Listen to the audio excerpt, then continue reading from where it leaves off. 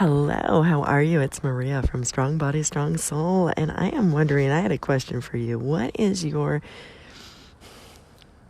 How would you explain the difference between using humor to make people laugh and where to draw the line on being a jerk by using humor in inappropriate ways at the expense of others? If you wouldn't mind, I would love to have your opinion a little bit, if you have time, to listen to my episode that I did yesterday about not that we all take turns being the a-hole. The a-hole, that's what I'm talking about. I'm talking about it on Instagram as well. But here on Anchor, sometimes people use humor in inappropriate ways. And I am all for being funny and borderline inappropriate. But there's a line. Let me know what you think.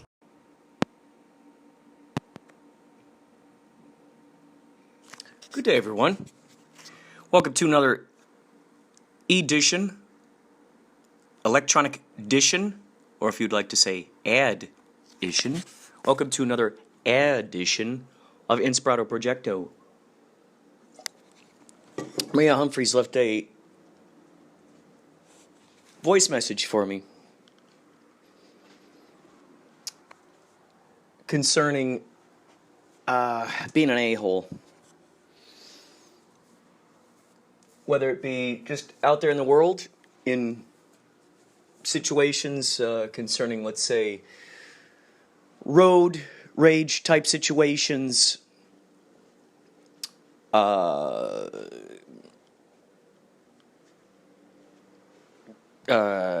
using humor to be a jerk, all those kinds of things. And I tried to... I can't really summarize all of it in a couple of messages. I sent her a couple of messages about it.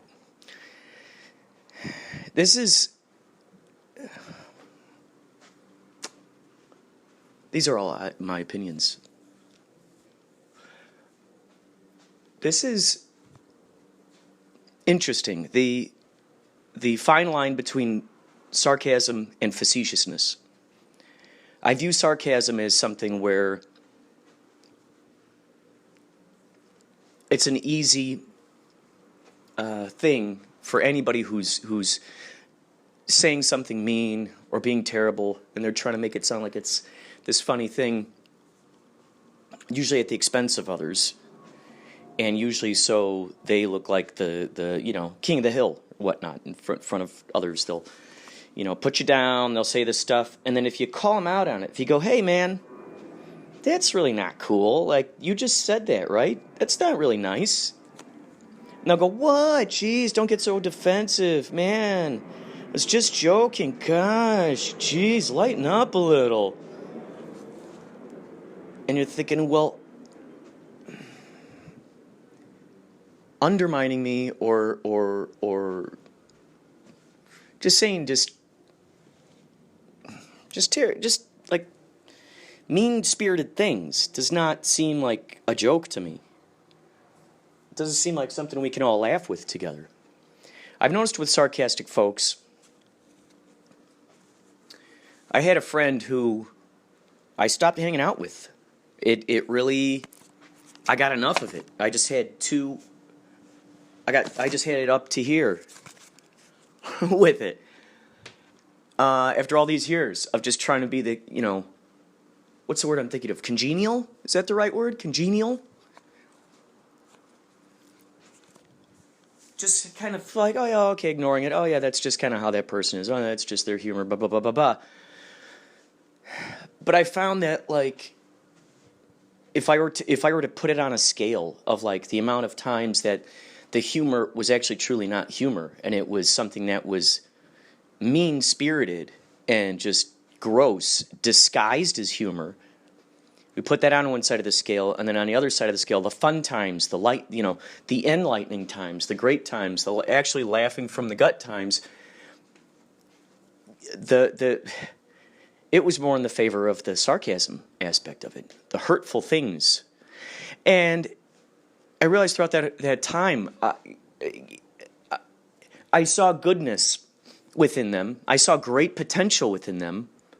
I'd been with, in experiences where they were just shining brightly, just the best version of themselves. And with my friends, anybody, I want to see the best version of themselves shine through.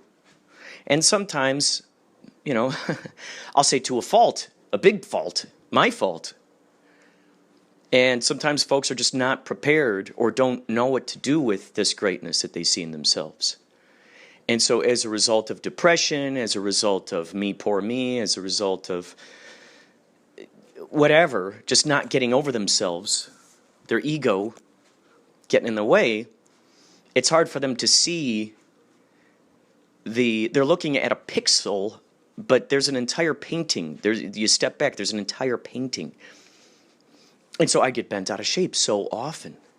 And this person would be like, oh, geez, you're getting so defensive. And I'm like, you just said something mean. What? I'm just kidding.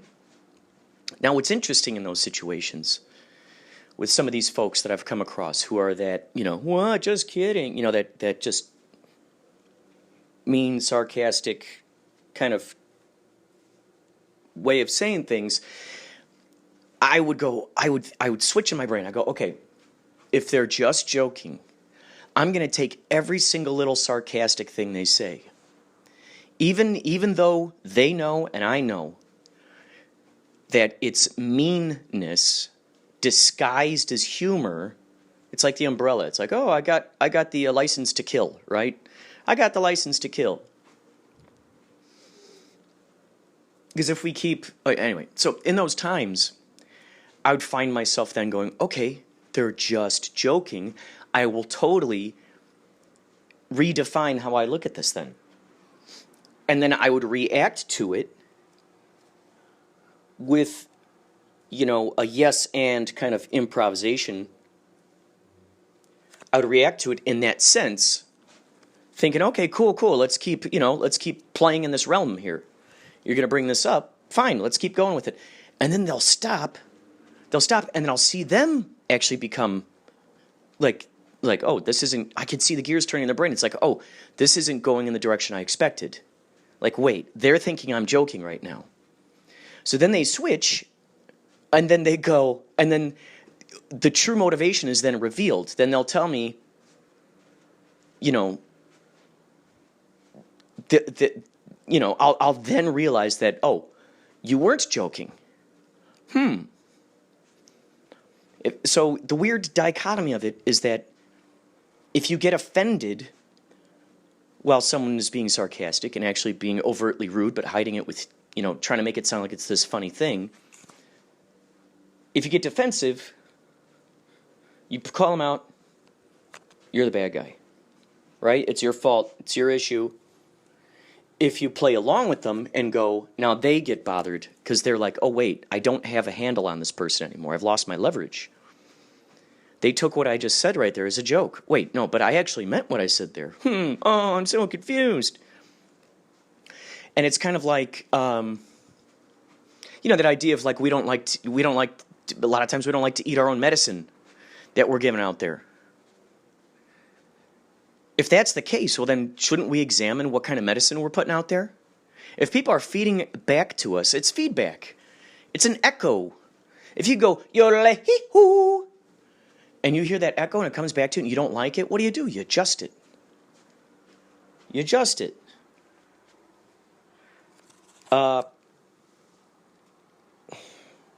It's interesting. It's really, really interesting. The way that definitions work, the way that we choose to define certain things. So don't feel bad if you cut someone out of your life or put them on mute on Twitter or block them on Facebook. This is the beauty of today's social networks, is that we actually get to, this is a symbolic representation of the fact that we actually get to create our own reality experiences. We get to choose what we want to have in there. And if it's harmful to us, if those people are like, poison ivy or poison oak, you're getting all itchy all over the place, breaking out in rashes, well, why are we sticking around those people? We shouldn't feel bad for cutting them out of our lives. So that's what I did. I started cutting out those out of my lives, and most importantly, facing towards those who I did want in my life, putting that beacon on. Now, here's something about facetiousness. Facetiousness is a fun, it's like, okay, so like facetiousness, my Uncle Arnie, just the king of, you never knew whether he was serious or not. He was always committed to the joke. He was always committed to the joke. He never let on. Like when we were little kids, my brother and I, we'd go out there to Whitewater, Wisconsin, where he lived. And there was a little island out there in the middle of this Whitewater lake, right? The lake that he lived on. There was this little sort of island out there. And my brother and I were like, Uncle Arnie, what's out there on that island? He goes, oh, boys, those are pygmies out there. Pygmies? What are pygmies, Uncle Arnie? Oh, pygmies, little guys. They got those blowguns, they got the gun, and they shoot those poison darts at you. You don't want to go on that island. They'll get you. And so we grew up with this idea that they're, is that really true, Uncle Arnie? And then he would grow upon that even more. Oh, yeah. And it was amazing. It was just beautiful. It was amazing. And so we grew up our lives, never really truly knowing whether Uncle Arnie was joking or not. And he had all kinds of great stories like that. This facetiousness, this growing it, the yes and, where it really doesn't even matter what you're talking about. It's just the fact that you're enjoying each other's company. It's you end up finding out that the words are just more, it's just syllables and jarbled, it's just wordplay. And so I remember my dad was, we took Uncle Arnie's pontoon boat out there. Josh, me, my dad, and Uncle Arnie, we were on the pontoon boat, and we got near the island. We were getting near the island. And Uncle Arnie's like, okay, boys, stay close by. You don't know if those pygmies are going to come out. And so we parked on this little island, and we're like, Dad, are those pygmies out here? And he neither confirmed nor denied. He just kind of went along with it, which I love the fact that he did that. So facetiousness is a playfulness. Facetiousness is a playfulness. Someone asks me, oh, what did you do this weekend? I might say, well, I was on a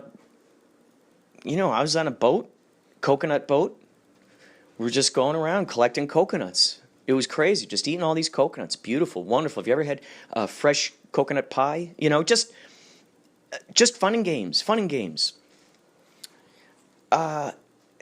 So facetiousness is more of a fun, playful, it's just fun, playful. Sarcasm, I view, there's a dark underlining thing in there. And then when you look down the rabbit hole at that person's life, of the person who's being sarcastic, you go, okay, what's going on in their life right now? What's currently going on in their life that could explain this behavior? Oh, well, maybe they're tired, maybe they're hungry, maybe a relative is in the hospital, maybe they got a flat tire and it really, crap, now I got to save up money to try to buy a new tire.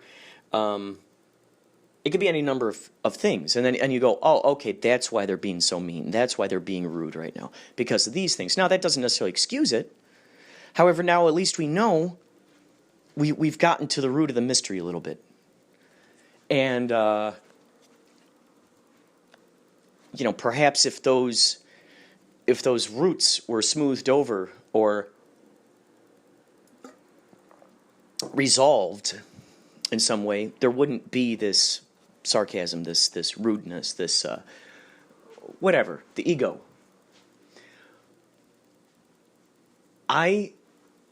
Now, having said all that, Maria was saying, okay, everyone gets, everyone kind of becomes the a-hole at some point. At some point, there are those things, there are those times where you're like, oh my God. And you're being you're being a jerk to people. And you look at that and you go, aha, here's what's going on. It's because of this, and that. Do I need to be a jerk right now? No. One of the points that she brought up was recognizing it. When you do it in that moment and you recognize what you're doing, you go, oh my God, I just said this mean thing, or I just snapped at this person, or, whatnot, whatever it is. And you recognize it and you go, okay, you know what, I own it. I did that. That was me. And we can apologize in that moment. I've been apologizing to my buddy Dave Uchansky up and down the hallways for the past 3 weeks. In theory, it sounds like fun putting on a film festival. It sounds like fun, and it can be. I think if each person is assigned the job that they do best at, everything can really run smoothly. Now, having said that, when we're put through specific challenges, that is how we grow. As it's been said, we grow. We now know this new skill. Now there's not this fear of the unknown. Andy Kaufman says, whatever is unknown is magnified. How interesting is that? Whatever is unknown is magnified. Now, knowing that, because the unknown can be anything. The unknown can be anything. This is perhaps why people are scared of the dark. Maybe they had maybe some crazy kid in a Halloween mask jumped out and scared the bejesus out of them when they were younger in the dark. And so from that point forward, every time they think of the dark, like, oh my gosh, what could be hiding in the dark? Whatever is unknown is magnified. Maybe other people have had wonderful times in the dark. Maybe always camping growing up, playing hide and seek in the dark. So when they think of the dark, they're like, ooh, who could be hiding out there? Oh yeah, what kind of I'm curious now. What kind of things are playing peekaboo with me? It's that kind of, choosing to define it how we want. So whatever is unknown is magnified. For some reason, a lot of times the default mode for folks is, oh my gosh, I don't know what's going to happen. I'm so scared. And then they get terrified and they get nervous, and it's hard for them to just be. It's been said that anxiety and excitement, which makes so much sense, anxiety and excitement is the same, it's born from the exact same energy. It's that fight or flight function. So anxiety and excitement are both the same energy, just different sides of the coin. So we can either be anxious about an unknown situation, or we could be excited about, what's to come, what's to come, what's to come. Whatever is unknown is magnified. So when I first looked at the Kapow Intergalactic Film Festival, and I look at this and I go, oh my God, there are so many movies. There are 166 movies. Holy moly. And now the task is watching these movies and then deciding which ones we have time for. So then you got to come up with a schedule. Okay, how many days are we going to do this? All right, it's a week. So how many hours out of that week do we actually have to put movies up on the screen? All right, well, Monday, Tuesday, Wednesday, Thursday, Friday, they cannot show their first movie until 1 o'clock p.m.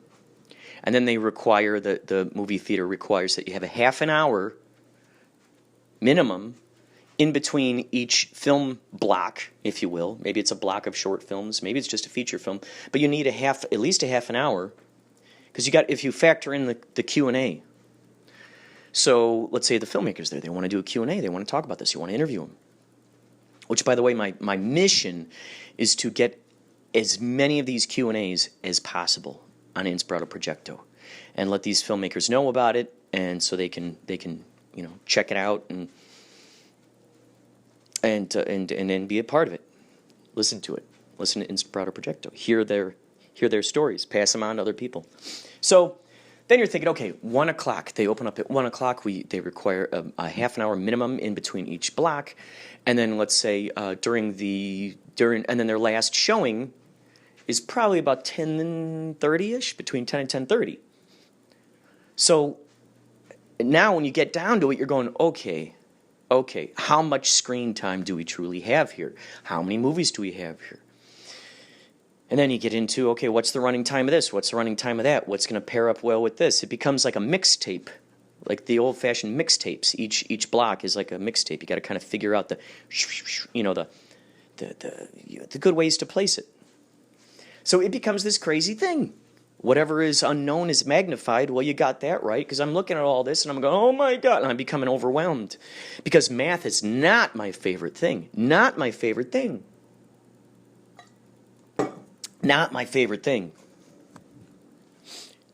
And I don't like making something and then having to go back and revise things. I don't know if anybody really loves doing that. I guess that's something I just got to get over. I just got to go, okay, it's part of the process. I got to just trust myself. I have to remember at this point in time right now and go, okay, I trust myself that next year it's going to come easier.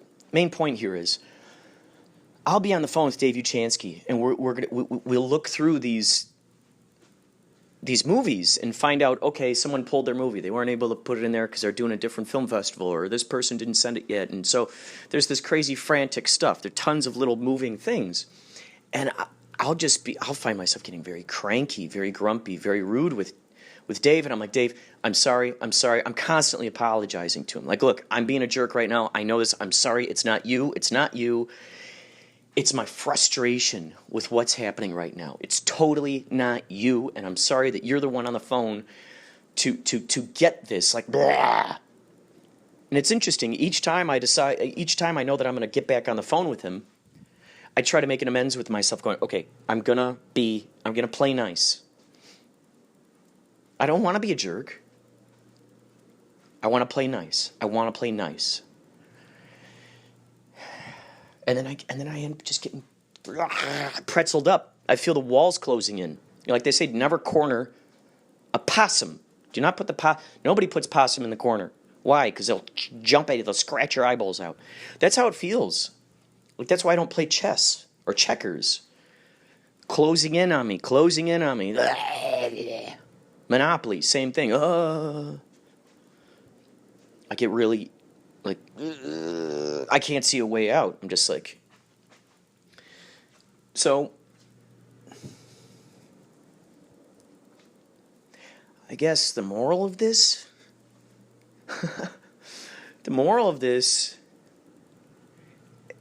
I guess I have to tell myself is that my higher mind knows all about it. My higher mind can figure it out.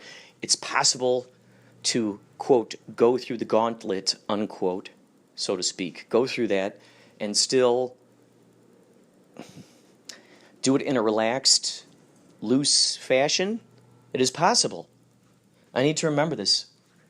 So this is a message to my future self. Kurt, be nice when you're on the phone, you're doing the kapow stuff. Just be nice. Be nice.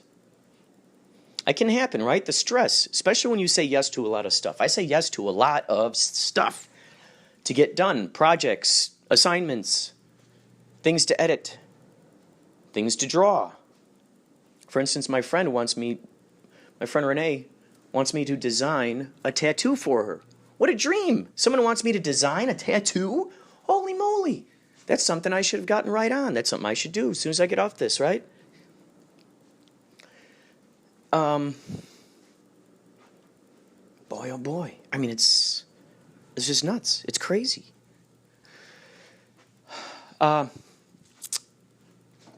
So, I suppose looking at the reasons why we're being the way that we are, catching ourselves in those moments when we're being rude, when we're just acting like a jerk,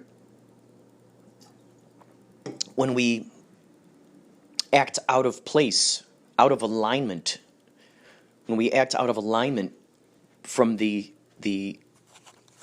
amazing creator that we are, the highest version. These tasks, maybe the thing, okay, so it's like the which came first, the chicken or the egg kind of thing. When you say yes to something. Saying yes, the higher mind, okay, I'd like to believe that our higher mind would not place a series of possibilities and exciting circumstances for that closely reflect our highest joys and passions. I cannot imagine the higher mind would place these opportunities into our path for us to say yes to, only to completely not be able to fulfill that task. It's like it's only because we're able to handle it that the offer is given to us. How cool is that? So everything that seems like it's a crazy thing, I'd like to believe that our higher mind believes enough in us to present us with that opportunity to go, yep, you've got the tools in your toolbox. You've got the experience. You've got the gumption. You've got the go-getter attitude, and you can take care of this. You can do this. That's all part of the yes, saying yes to these unknown possibilities. And when we can just link up that reservoir of going, this has happened in the past where I've said yes to a lot of things, and I found, I had the time to be able to craft them in the shape, put them in a shape, make it work in my favor.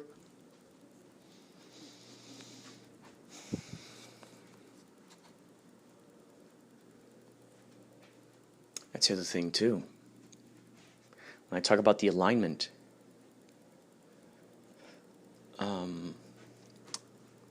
it's the alignment that I want personally for myself.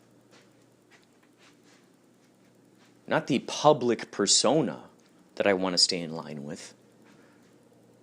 Not the public persona, because then that's just a limited perspective to constantly look through. It's the alignment with this very soul, this very peace, this star that I'm carrying around, that we each carry around. The main important thing is that we have to hang out with this person every single moment, every single millimoment, bazilla moment, every single bazilla moment. We're hanging out with this person. So do we want to stay true to their awesomeness, to their greatness?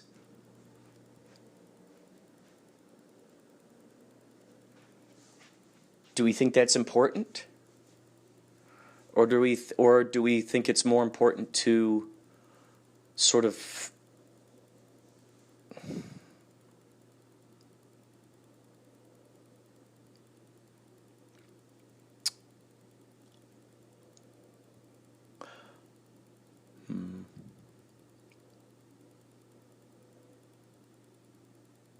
just be the best version of yourself, please.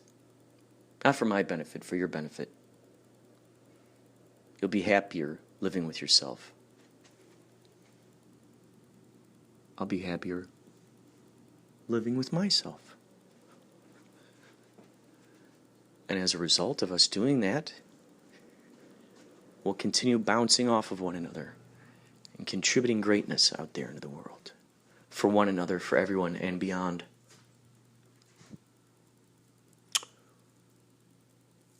Now I'm going to play a message sent to me from Mr. Touretteski.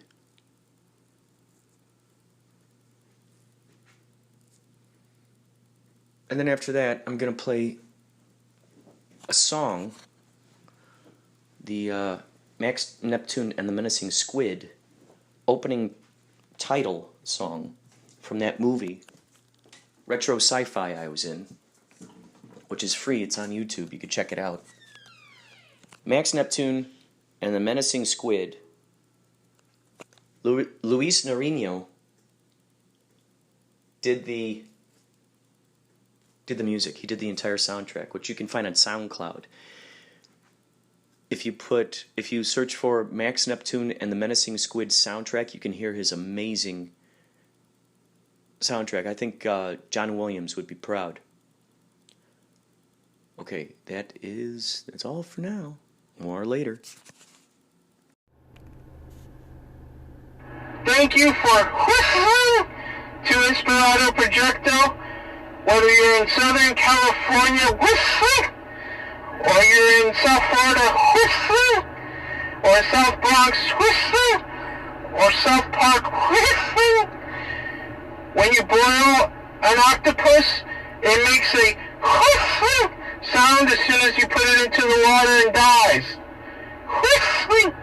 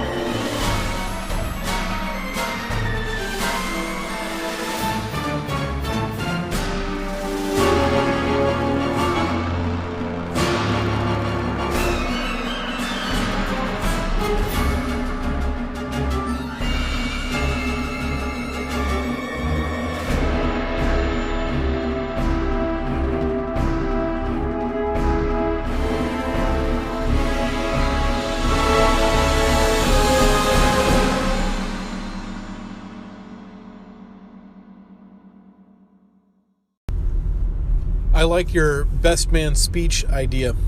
In addition to that, maybe this best man speechwriter has never been a best man before. Just a thought.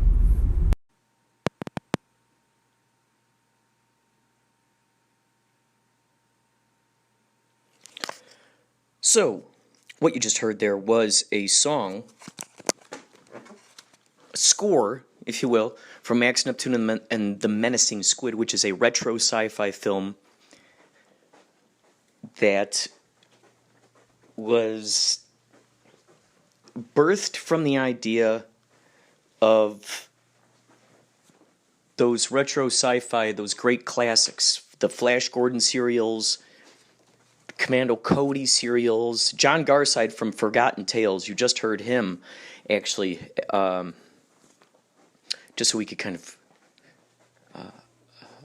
attribute a genius to the film, which then, as film idea, just got more and more people interested and excited. He found me through MySpace, and Colin Fleming, the visual effects extraordinaire, he's the guy who animated all by himself Lloyd the Rockin' Unicorn. Look that up. John Garside does a bunch of voices for it. And so, growing up, John's dad would show him these old serials.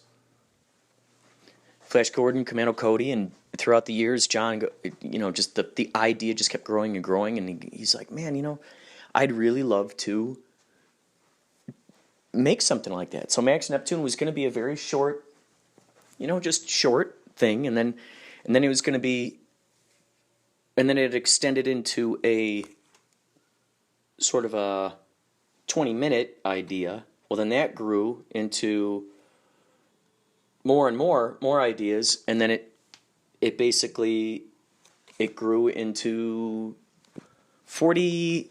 The total running time is 43:21. And on MySpace, so Colin did I think it was like 30 seconds or a minute of his vision as to what he was going to do with the special effects, and I saw that and I said, okay, this is a dream come true. I've got to be a part of this. I remember seeing behind the scenes stuff for Star Wars for the very first time. And they had the Millennium Falcon shot with those guys flying in the Millennium Falcon. It was showing in the behind the scenes the ways that they were doing that. They were showing the blue screen, and I couldn't seem to wrap my brain around that as a little kid. And so I envisioned what that would be like to fly a rocket ship, to pretend that to react to things. And so when this came along, I jumped at this chance. And this is one of those things where you just follow your intuition, you follow your passion, and you make it. It's not a question of, oh gosh, can I ever get through this thing? Well, no, it's a question of, this is my intention, this is my idea, and I'm going to create it. That's all there is to it. So throughout that whole time, he kept hearing people telling him, oh, why don't you just do something simple? Do a romantic comedy, people sitting on a couch, one location. And John's like, I really want to do a science fiction film. So it was during that time that we learned a lot about chroma key, about green screens. I got a chance to see what goes into making visual effects, CGI, the wire frames. These guys were sending us little examples of what was going on. Colin they had to buy, I think it was like 8 computers. They made this super brain. They put these computers together so it could actually keep up with the rendering process of the computer effects, putting every single little pixel in every single little place. And it was fascinating to watch. It was fascinating. So we shot, I think on the weekends, Dominic Alfano, he did all the makeup effects. He worked on some trauma films in the past. Poultrygeist was one of them. Can't think of the other ones offhand. However, he basically did everything for free. He just charged whatever it cost for the materials. He was working at what do you call it? Some kind of office, some kind of business where they did, where they had the machines where you could create this stuff. So Dominic sculpted the chest piece. He made the tentacles. He made the monocle, Dr. Agach's monocle. He made the Martian the Kid head, and then he played Martian the Kid. He made the Shambles. Shambles is a creature that's on Tatters and Shambles. Those guys are on the Menacing Squid. They help out Dr. Agach. And so Dominic made those face pieces. Just a brilliant mastermind. A whole bunch of people who really wanted to make a science fiction film. So John and Colin, John was doing all the editing. Colin was doing all the visual effects. John had to do some rotoscoping. And I think Colin went to Cal State. Is that what it was? Cal State. And it's just amazing. It takes place in future Whittier. Any of you people who live out there in Whittier, it takes place in the future Whittier. 2055, I believe. Just a very, very fun project. So we shot on the weekends, basically, and it became a full-time job for those two guys. They had their full-time jobs in the daytime, and then they'd come home and they'd do their second full-time job, which was working on Max Neptune. So I suggest any of you who have ideas, dreams, thoughts about wanting to create stuff, go for it. Just go for it. As Han Solo says, never tell me the odds. Don't look at the odds. Don't look at the statistics. Don't look at the whatever, the probabilities.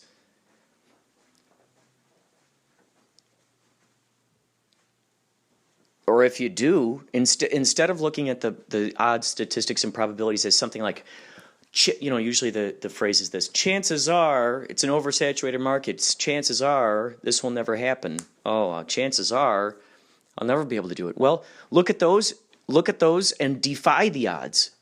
Say, look at all that. Cool. This is great. People win the lottery all the time. People win gold medals all the time. People win spelling bee trophies all the time. So, carve your own destiny. Create your own destiny. Our higher minds will not give us these ideas if it does not already supply the answer. As it's been said, the answer is within the question. Can I do it? Well, the answer is, I can do it. The answer is within the question.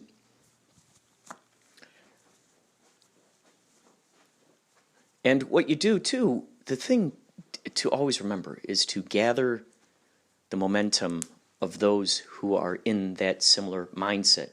Keep it moving, keep it flowing, keep it growing, keep it glowing.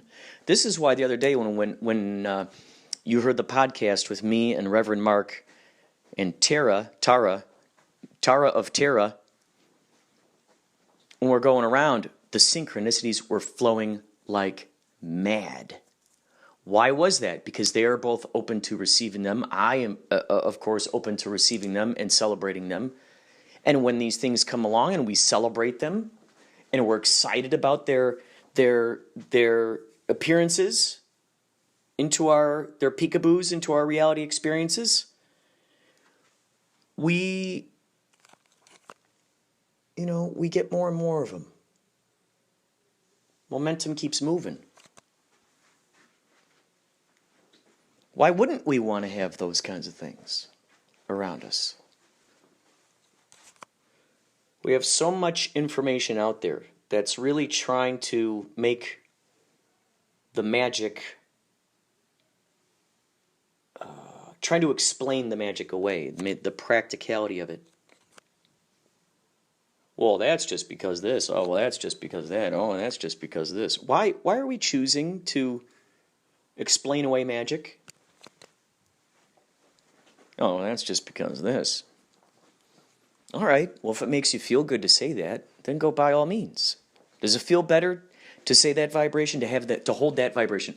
Oh, well, that's just, that's only happening because of this. No. You know what tone of voice I'm talking about. The wah, wah, wah kind of tone of voice. Does it feel good? It doesn't feel good to me, as you can tell. What feels good to me is I love getting to the roots of things. That helps enhance the magicality of the whole thing. I met a guy one time who used to be, I guess he was one of those guys who would go in for paranormal stuff. He would go in there with the gauges and the machines and, all that stuff, all the technology. And so throughout time, he kind of became jaded with this stuff. And he's like, oh, well, all it is just this trapped energy that's, it's not really this ghost. It's just this trapped energy that just, it's there. And I'm like, whoa, whatever the explanation is, that's pretty damn fascinating. To which he replied, what's the big deal? It's just trapped energy. I mean, it's just, I'm thinking, whoa. What is not fascinating about something that is, on the surface you can kind of explain it in a very sort of feeble human terms. We can all do that. But how enlightening and how exciting is the explanation? How exciting is that?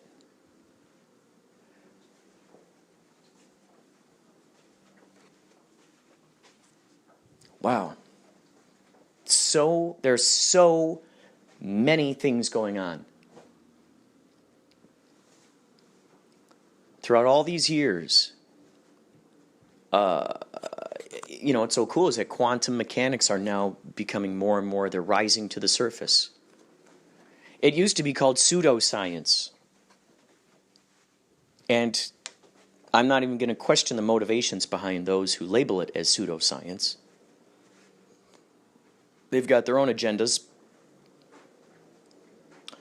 However, those of us who really dive into really looking at what quantum mechanics is all about, it is fascinating. It puts all the power into our hands with that information. I would love to see the explanation of quantum mechanics and how to apply it. That is the kind of science. That's the root of all science. That is the science. That is science. That is what we're all trying to... All science is just trying to explain the seemingly unexplainable. That's all science is.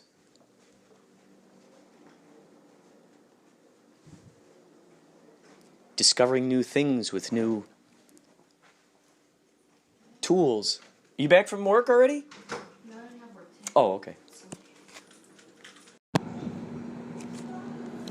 Hello there. We are currently waiting at the subway here. And on my way to get help out Davey Chansky with his mom.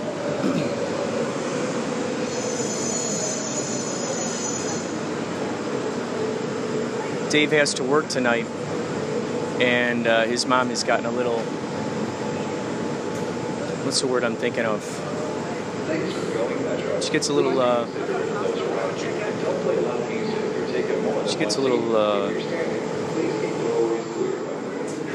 not weird necessarily is the word I want to use, but kind of upset, I guess, when Dave leaves. She starts knocking on neighbors' doors and wondering where Dave is and everything. And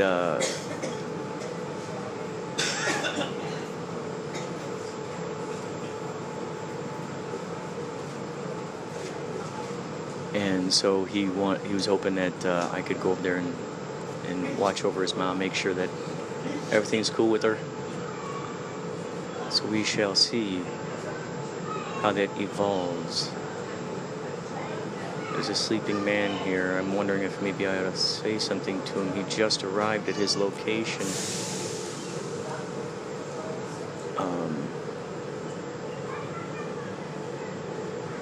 Yeah, what the hell? We're gonna wake him up. Excuse me, sir? Sir? Sir? Sir? The train just pulled in. I don't know if I think this might be your stop. Okay, yeah, I just want to make sure you didn't sleep through your... you need some help? No, I got it. Okay, you're welcome.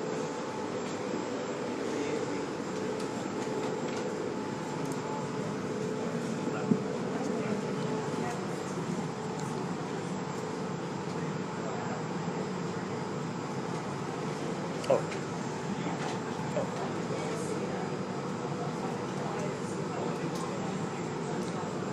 Here we go. Here we go. You never know. You never know what goes on with these folks. You never know whether they are just, they've just got nowhere to go and they just want to sleep on the train, or if they do got someplace to go. I remember one time there was a woman who was sleeping and I woke her up and she goes, "Why'd you wake me up?"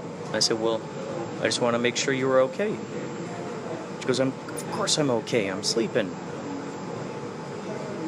I said, "Well, now I know. Thank you.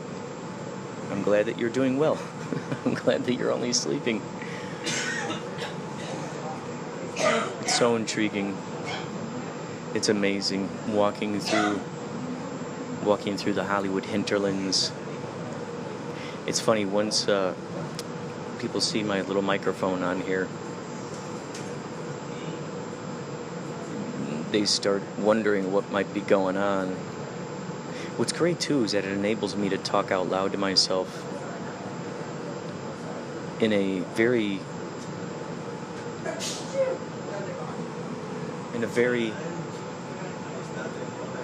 open and simple fashion. Being able to talk to myself. I gotta tell you, by talking out loud to yourself, it inspires tons more ideas. And especially if you go for a walk and you talk to yourself. Because you're gonna come across so many situations that you didn't realize were there before. And each of those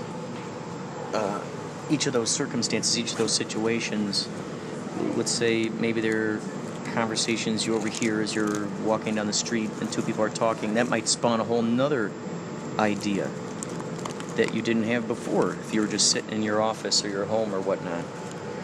So I suggest any of you who are listening right now, any of you who have considered making your own podcast,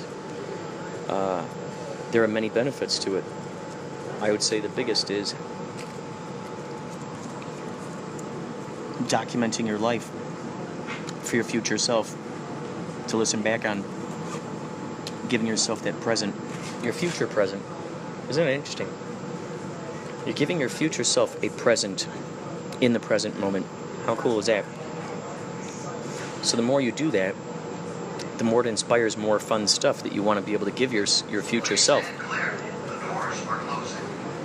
Not to mention, if you ever happen to have kids someday, or if you currently have kids or grandkids, making that podcast is going to be the greatest thing for them to listen to as they grow up, as they get older. I've said it before, and I have to reiterate it. It really affected me reading these journals that my grandpa kept. It was amazing to see his thoughts and his ideas and his philosophies, see them all written down there. And I thought to myself, gosh, I would love to see even more. I think it would be amazing to read even more of what was going on in his mind. Some folks leave journals, some folks leave diaries. This is my audio diary, so to speak. The thoughts, the ideas, the inspirations, the happenings. I don't know about you, but I have a tricky time remembering what I did a week ago, or a day ago, or even hours ago. So to be able to put this down is just great. It's just phenomenal. I would also suggest any of you who live in a city where there's public transportation, I would suggest experiment with it. There are apps, all kinds of apps now that help you find the bus that you need to get to, or the subway you need to get to, or I'm sure a trolley if you live in San Francisco or wherever.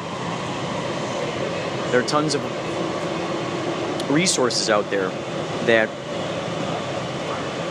enable you to utilize this public transportation awesomeness that's out there. So I would say maybe once a week, once a month, give yourself the gift of riding the buses, or riding the subways for a day. It's amazing. You get astounding exercise.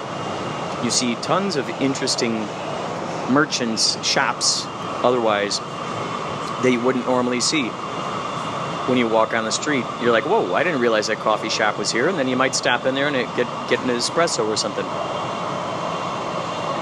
Not to mention all the interesting people that you meet along the way. Heck, you could do a whole podcast. Some folks do podcasts once a week. And that in itself would be interesting. Once a week, that could just be, you call it the travel podcast, or the public transportation podcast. What would that be? The PTP, public transportation podcast. And then just go out there go out there on the buses, go out there in the subways, ride that public transportation, document what you see, what you're experiencing, what's happening in that moment. Think about this. This very moment is never, ever going to happen again. This specific moment will never, ever happen again. Never, ever, ever. These people that you're surrounded with right now, the exact time right now, that will never happen again. This particular date, it will never happen again. This specific set of circumstances. It's incredible. It's incredible. And to think that there are tons of inspiring possibilities just waiting out there in various camouflages. Tons of inspiring situations in various camouflages. Just waiting to pop out and say hello. Heck, it could be a magazine, it could be a song that's overheard in a car that's driving by. It could be, like there's a homeless guy who lives in my neighborhood. I see him riding around all the time. He's got a backpack full of these flutes, or I don't know what you call them, recorders, I guess, that he has whittled himself. He claims that he's made these things himself. And I guess that's how he makes his living. I think he was selling them for like 20 or 25 bucks a piece. That's pretty cool to say that you carved this thing. Reminds me of Dale Cooper in Twin Peaks, when he and Harry S. Truman are waiting out there in the car, and Coop is carving a little whistle. Reminds me of that. The handiwork, the craftsmanship. It's incredible.